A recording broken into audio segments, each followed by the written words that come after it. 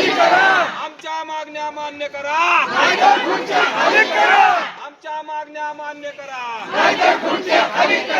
शासनाची साईट लवकरात लवकर, शासनाने लवकरात लवकर साईट चालू, शासनाची साईट लवकरात लवकर, निराधार एकजुटीचा, निराधार एकजुटीचा.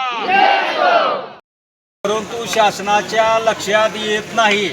आता सध्या त्यांना शासनाला कुठलंही इलेक्शन नाही, मतदान नाही, त्यामुळं तुमच्याकडे लक्ष देणं झालंय. फक्त इलेक्शन आलं की लाडकी बहीण म्हणून 1500 टाकायचे, तुमचे मतं घ्यायचे, 5 वर्ष बघायचं नाही. श्रावण बाळाच्या पगारी इलेक्शन आलं टाकायचं, मतं घ्यायचे, परत 5 वर्ष बघायचं नाही. पण तुम्हाला सगळ्याला विनंती करतो, या शासनाला जर धडा शिकवायचा असेल तर तुम्ही मतदानाच्या वेळेस तुम्हाला देवानं डोकं दिलंय, विचार करायला दिले, चांगलं कोण वाईट कोण याचा विचार करून आपण मतदान करायला पाहिजे. आज आदरणीय शरदचंद्रजी पवार साहेब असतील, इंदिरा गांधी असतील, कुणी पगारी चालू केल्या आहे?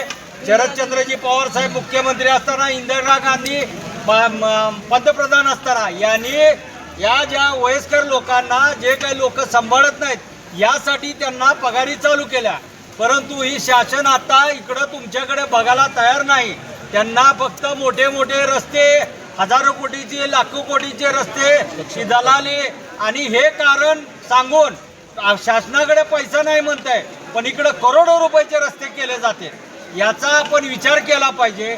आणि यापुढं जर शासनानं तुमच्या अटी मान्य नाही केल्या तर आपण रस्ता रोको आंदोलन करू आणि उपोषणला इथं तहसील पुढे बसू. एवढं बोलून माझे 2 शब्द.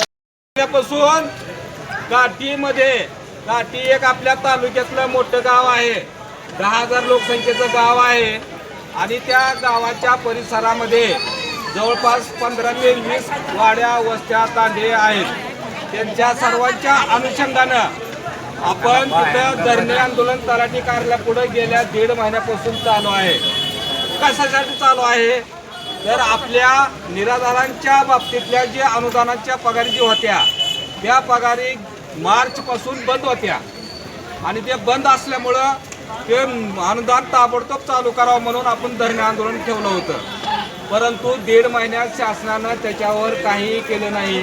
जे रेग्युलर जे KYC केलं होतं, ज्यांचं रेग्युलर जे हयात दाखल केलं होतं त्यांचं अनुदान 1 ते 3 महिने, फक्त 1 ते 3 महिने अनुदान प्राप्त झालेलं आहे. परंतु 1-1 वर्षांचं ज्यांचं अनुदान नाही, ज्यांचे KYC केलेलं नाही, ज्यांचा दाखला दिलेला नाही, त्यांचं अनुदान खात्यावर आलेलं नाही. शासनाकडे वेळोवेळी आम्ही पाठपुरावा केला असता शासनाची साईट बंद असल्याचं सांगण्यात येत आहे. त्या बाबतीत निराधारांच्या शासनाची जी साईट आहे ती बंद आहे. मग आमचा या शासनाच्या विरोधातच मोर्चा आहे हा. वैयक्तिक तहसीलदार मॅडमच्या किंवा बोळंगे साहेबाच्या किंवा कारकूनच्या कोणच्या त्यांच्या शासनानं ही साईडच बंद केलेली आहे.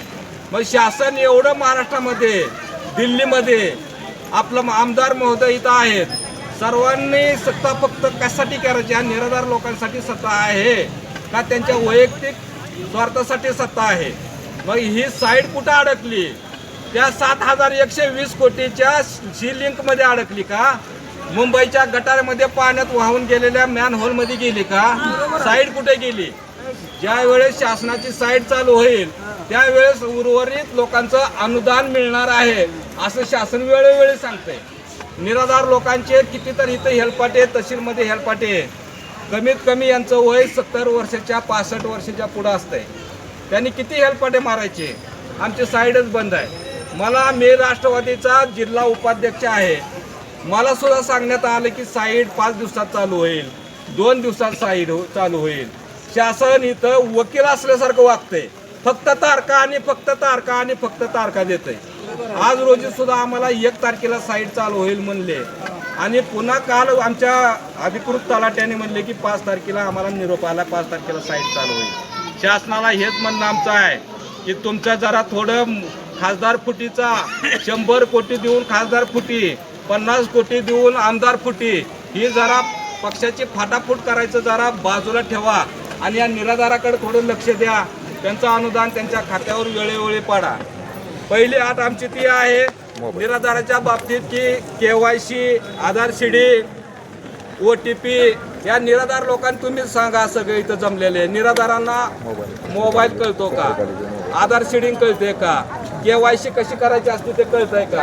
आपल्याला आणि त्या मोबाईल मधलं ऑनलाईन कळत नाही, यांना कसं कळावं. म्हणून पहिली पक्षाच्या वतीनं अशी आमची मागणी आहे मॅडम की या बाबतीतली केवायसी